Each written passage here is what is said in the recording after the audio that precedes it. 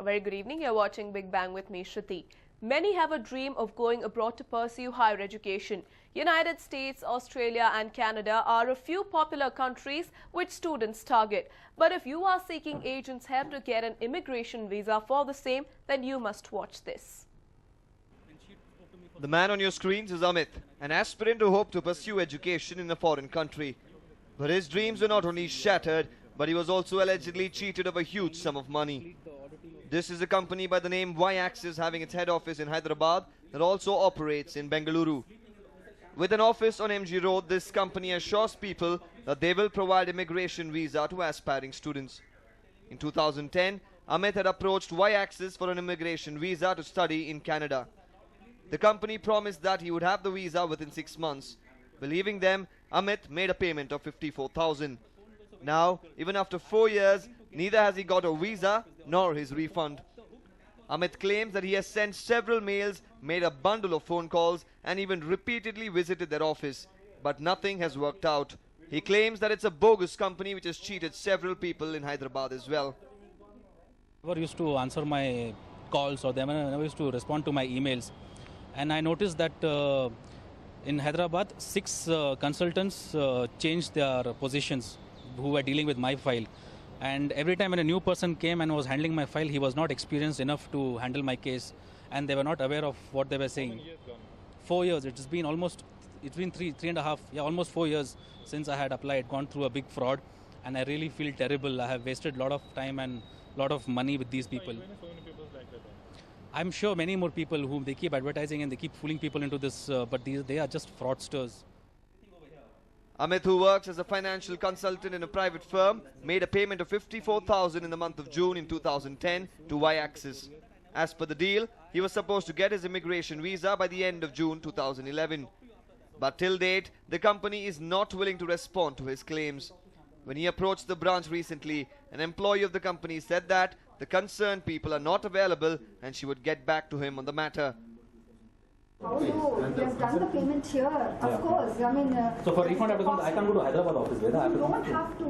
Don't have to. Don't you know there are online transfer options? You don't even have to walk into the office. Talk to the right people. So you talk to him and then tell me. Last year, TV9 Hyderabad had exposed the same company with similar issues. Several people in Hyderabad too who aspired to go abroad were allegedly cheated by this company. The company has allegedly taken money from several people like Amit and failed to keep up to their promises. Like the others, Amit is now left helpless. He has no visa, his hopes of a job abroad are dashed, and his money is gone. Pemaya for News9, Bengaluru. The general election has rendered a government office in Bengaluru inactive, and the general public is bearing the brunt for it for the last 15 days. This is the RTO office in Rajaji Nagar. People are waiting outside the office, but there are no officials inside. Officials are on election duty and work will be delayed, is what a board says. For the past 15 days, work has come to a standstill here. Officials have been deputed for the general elections that are to be held in the state on the 17th of this month. Driving license renewal, issuing of new driving licenses, and file clearance of new vehicles are not happening at the office, which has left people frustrated. The RTO has 4 assistant regional transport officers and all of them are deputed for election work. None of them have paid a visit to the office for the last 15 days. RTO ಏನಾಗಿದೆ ಅಂತ ಹೇಳಿದ್ರೆ ಇವಾಗ election duty ಅಂತೇಳಿ ಇನ್ಸ್ಪೆಕ್ಟರ್ಗಳು ಇಲ್ಲ, ARTO ಇಲ್ಲ, ಯಾರೂ ಇಲ್ಲ. ಅದರಿಂದ ಏನಾಗಿದೆ, ಬೆಳಿಗ್ಗೆ ಒಂದು 250 ಜನ ಎಲ್ಲೆಲ್ಲಿ ಬಂದಿದ್ರು, ಎಲ್ಲೆಲ್ಲಿ ಮಾಡಲಿ ಎಲ್ಲ ವಾಪಸ್ ಕಳಿಸಿದ್ದಾರೆ. ಮತ್ತು ಹಲವಾರು ಕೆಲಸಗಳು ಬರ್ತಾ ಇದ್ದವ್ರಿಗೆಲ್ಲ ಸ್ಟಾಫ್ಗಳಿಲ್ಲ. ಒಂದು HP ಕ್ಯಾನ್ಸಲೇಷನ್ ಆಗಿರ್ಬೋದು, ಮತ್ತೊಂದಾಗಿರ್ಬೋದು, ಇನ್ನೊಂದು ಕೆಲಸ ಆಗಿರ್ಬೋದು. ಎಲ್ಲರೂ ಹೇಳ್ತಾರೆ ಎಲ್ಲ ಎಲೆಕ್ಷನ್ ಡ್ಯೂಟಿ ಹಾಕಿದ್ದಾರೆ, ಅದರಿಂದ ಕೆಲಸ ಏನು ಮಾಡೋಕ್ಕಾಗೋದಿಲ್ಲ, ನಾವು ಬೋರ್ಡ್ ಹಾಕಿದ್ದೀವಿ ನೋಡಿ, ಇದು ಸುಪ್ರೀಂ ಕೋರ್ಟ್ ಆರ್ಡ್ರು ಅಂತೇಳಿ ಹೇಳಿದ್ದಾರೆ.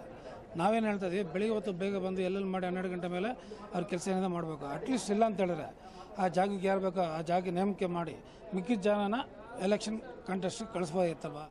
Agreed visitors to the RTO have pleaded with officials in the office but in vain. When we spoke to one of the officials, he said they were merely following the Supreme Court's directive. Lok Sabha ಚುನಾವಣೆ ಕಾರ್ಯನಿಮಿತ್ತ ನಮ್ಮ ಕಚೇರಿಯ ಸಿಬ್ಬಂದಿಯರಾದ ಕಾರ್ಯನಿರ್ವಾಹಕ ಸಿಬ್ಬಂದಿಯವರು ಎಲ್ಲರನ್ನೂ ಚುನಾವಣೆ ಕಾರ್ಯಕ್ಕಾಗಿ ತೆಗೆದುಕೊಂಡಿರೋದ್ರಿಂದ ಕಚೇರಿಯಲ್ಲಿ ಕೆಲಸವನ್ನು ಮಾಡಲಿಕ್ಕೆ ಸ್ವಲ್ಪ ವಿಳಂಬವಾಗುತ್ತೆ ಅಂತ ಈ ಮೂಲಕ ತಿಳಿಸ್ತೀವಿ. ಆದೇಶ ಬಂದಿದೆ, ಆದ್ದರಿಂದ ನಾವು ಪಾಲಿಸ್ತಾ ಇದ್ದೀವಿ. ಆ ಥರ ಇದ್ದಿದ್ರೆ ನಾವು ಇರಿಸ್ಕೊತಾ ಇದ್ವಿ. ಆ ಥರ ಎಲ್ಲರನ್ನೂ ಚುನಾವಣಾಕಾರಿ ನಿಮಿತ್ತ ಎಕ್ಸಿಕ್ಯೂಟಿವ್ ಸ್ಟಾಫ್ನೆಲ್ಲ ಹಾಕಿದ್ದಾರೆ. Another issue that has made people apprehensive is the fear of their vehicles being confiscated by the traffic police for not possessing valid documents. They would be penalized for no fault of theirs. The public does not have too many options now. Anand Burli, News 9, Bengaluru.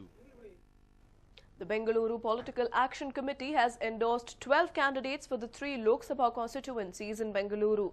This also means that all the candidates from all the 4 major political parties have been endorsed, raising questions on whether BPAC is playing it safe.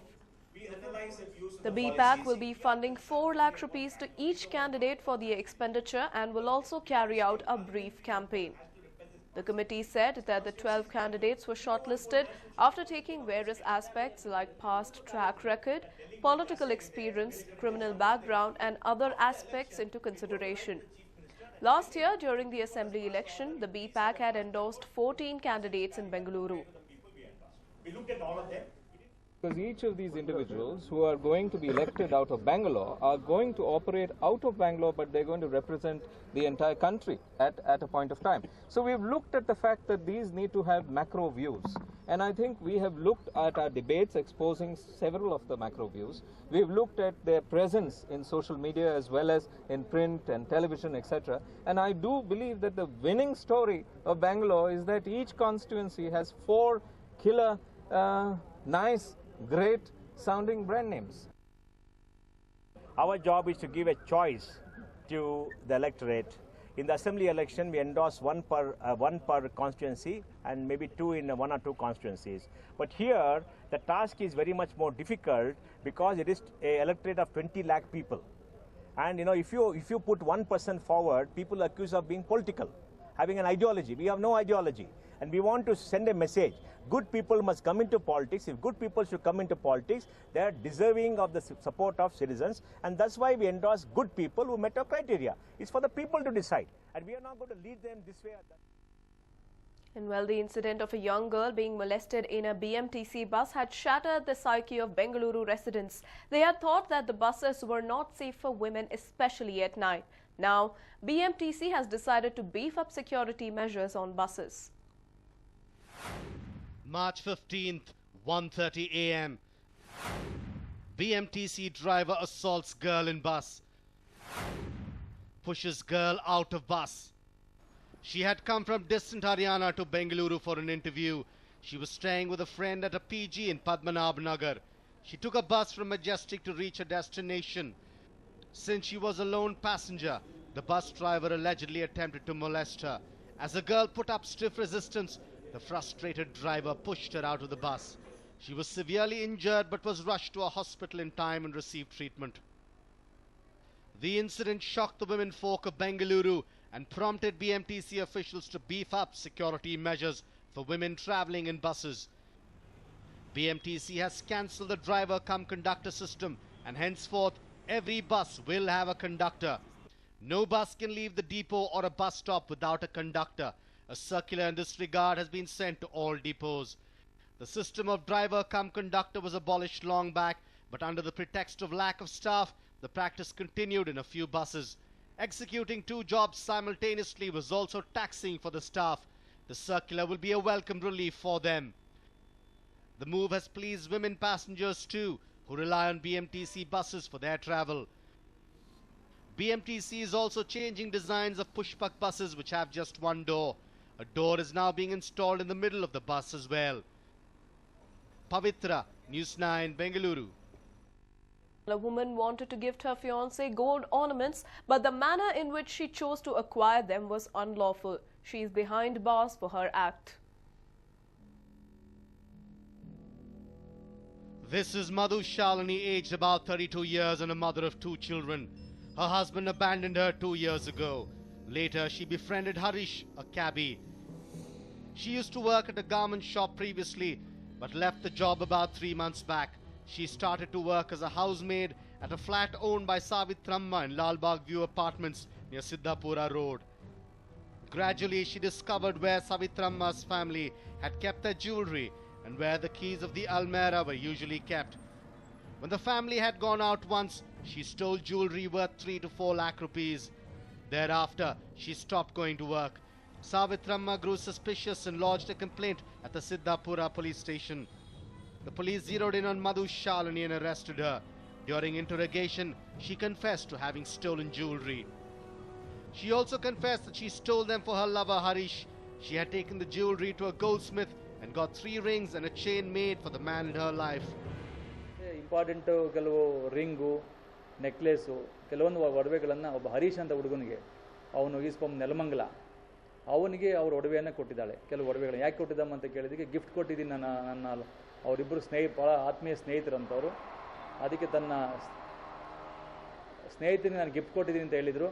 ಕೊನೆಗೆ ಆತನನ್ನು ಪತ್ತೆ ಮಾಡಿ ಆತನ ಕಡೆಯಿಂದಲೂ ಸಹ ಆ ಒಡವೆಗಳನ್ನು ಬಂಗಾರದ ಒಡವೆಗಳನ್ನು ಜಪ್ತಿ ಮಾಡ್ಕೊಂಡಿದ್ದೀವಿ.